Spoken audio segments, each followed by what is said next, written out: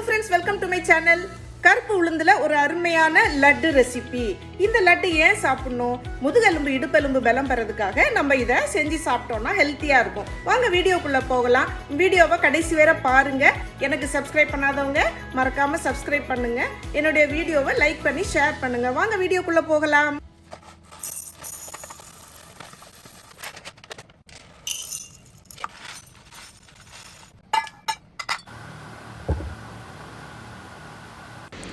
ஒரு டம்ளர் கருப்பு உளுந்து எடுத்துருக்குறோம்.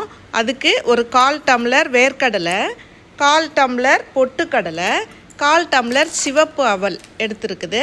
ஜாகரி பவுடர் தேவையானது எடுக்கணும். நெய் கொஞ்சம் முந்திரி பருப்பு, ஏலக்காய் எடுத்துக்கணும். சுத்தமான செக்கு நல்லெண்ணெய், கொஞ்சம் நெய், சுக்கு பவுடரு, ஏலக்காய் எடுத்துருக்குறோம். நம்ம இப்போ ப்ரொசீஜர் சொல்லும்போது நான் ஒன்று ஒன்றா சொல்கிறேன்.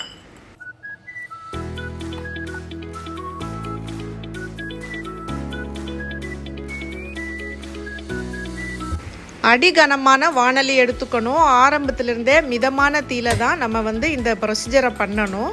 ஃபஸ்ட்டு நம்ம ஒரு டம்ளர் கருப்பு உளுந்து வச்சுருக்குறோம். இந்த உளுந்தை நல்லா ட்ரை ரோஸ்ட் பண்ணணும். இது வேகமாக எரிஞ்சால் நமக்கு தெரியாது அது எந்த அளவுக்கு உள்ளே வெந்திருக்குதுன்னு. ஸோ நிதானமாக கைவிடாமல் கிளறுங்க. இது புரோக்கன் உளுந்துனாலும் யூஸ் பண்ணலாம், ஆனால் தோலோடு யூஸ் பண்ணுங்கள், அதுதான் நமக்கு ஹெல்த்தி.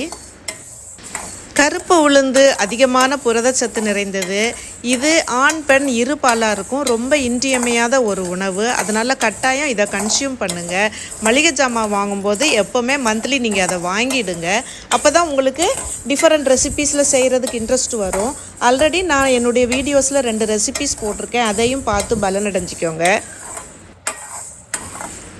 தினம் ஒரு உருண்டை பெரியவங்க சின்னவங்க எல்லாமே சாப்பிட்டு வந்தீங்கன்னா நீங்கள் ஆரோக்கியமாக எலும்பு பலத்தோடு இருக்க முடியும்.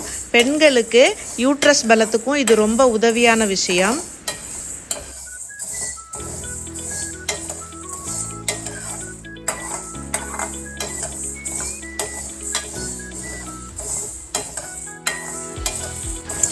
உளுந்து இப்போ கொஞ்சம் வறுபட்டு வருதுங்க, வாசனை வருது.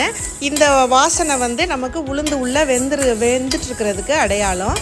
ப்ளஸ் இதில் 1-2 உளுந்து டப்பு டப்புன்னு வெடிக்கும், இது நமக்கு அடையாளம். உளுந்து நல்லா வறுபட்டதுனால இதை ஒரு பிளேட்டில் கொட்டி நம்ம ஆற வைக்கலாம். இது ஆறிக்கிட்டு இருக்கட்டு.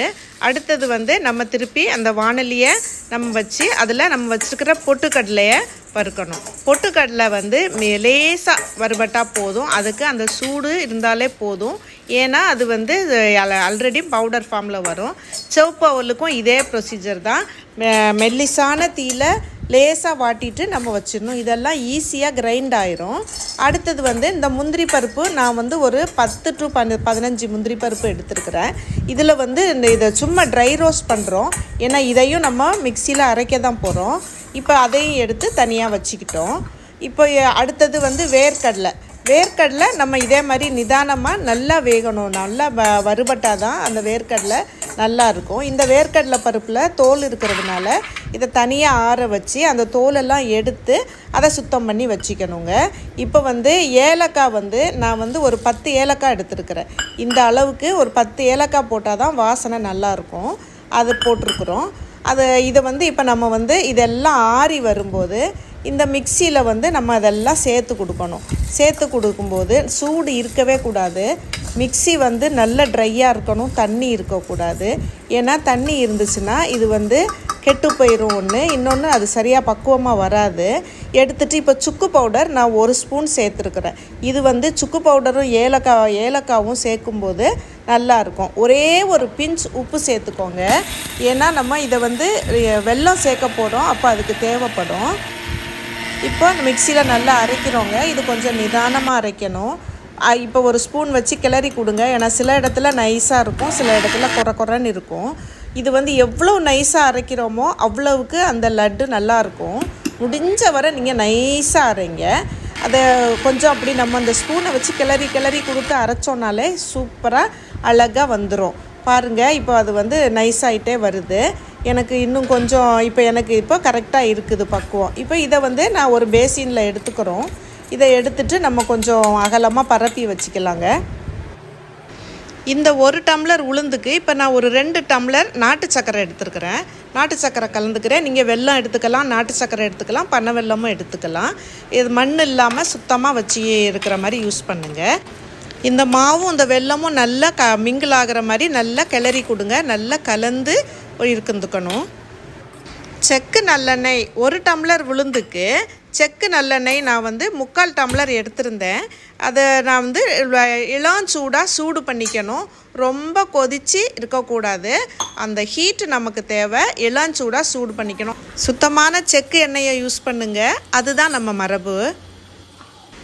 எண்ணெய் சூடானதும் இதை இந்த கிளறி வச்சுருக்கிற அந்த மாவு ஜாகரி கலவையில் ஊற்றி எண்ணெயை ஊற்றி நம்ம கிளறணும். எண்ணெயை ஒரே நேரத்தில் ஊற்றிடக்கூடாது. கொஞ்சம் கொஞ்சமாக ஊற்றி கிளறணும். ஏன்னா தேவைக்கேற்றாப்புல தான் நம்ம எண்ணெய் ஊற்றணும். இப்போ பாருங்கள், எனக்கு வந்து இப்போ ஒரு 1/4 டம்ளர் மிஞ்சிடுச்சு. 1/2 டம்ளர்லேயே போதுமான அளவுக்கு எனக்கு இப்போ நல்லா கலந்து வந்திருக்குது. ஒரு வாணலியில் ஒரு 2 ஸ்பூன் நெய் எடுத்து அதில் ஒரு 15 முந்திரி பருப்பை குட்டி குட்டியாக ஒடிச்சு வச்சுருக்கிறேன். இது மாதிரி ஒடிச்சு இதை மிக்சியில் அரைக்கக்கூடாது. கையில் பொடியாக ஒடிச்சு இதை ஜஸ்ட்டு ரோஸ்ட் பண்ணுறோம். இது வந்து வாசனைக்காகவும் டேஸ்ட்டுக்காகவும் சேர்க்குறோம். இதையும் இந்த மாவில் நம்ம கொட்டி கிளறணும். இது எதனாலன்னு சொன்னால், நம்ம அந்த உருண்டை சாப்பிடும்போது குட்டி குட்டியாக பருப்பு அங்கங்கே இருக்கும்போது நமக்கு சாப்பிட்றதுக்கு ஒரு இன்ட்ரெஸ்ட்டாக இருக்கும்.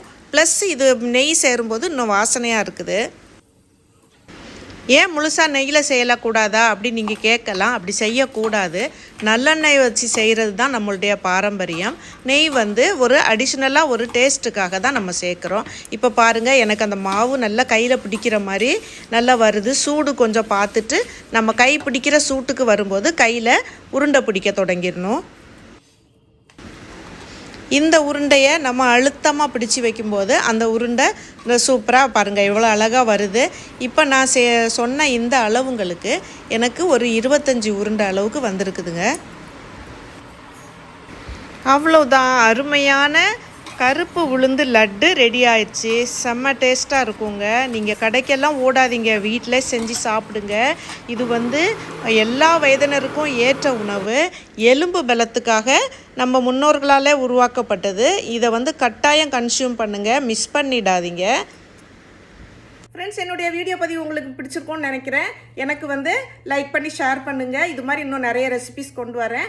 எனக்கு நீங்கள் மறக்காமல் சப்ஸ்கிரைப் பண்ணுறவங்க சப்ஸ்கிரைப் பண்ணி பெல் ஐக்கானை கிளிக் பண்ணிக்கோங்க. அப்போ தான் என்னுடைய ஃபர்தர் வீடியோஸ் உங்களுக்கு போஸ்டிங் ஆகும். தேங்க்ஸ் ஃபார் வாட்சிங் my channel. Stay connected for further videos.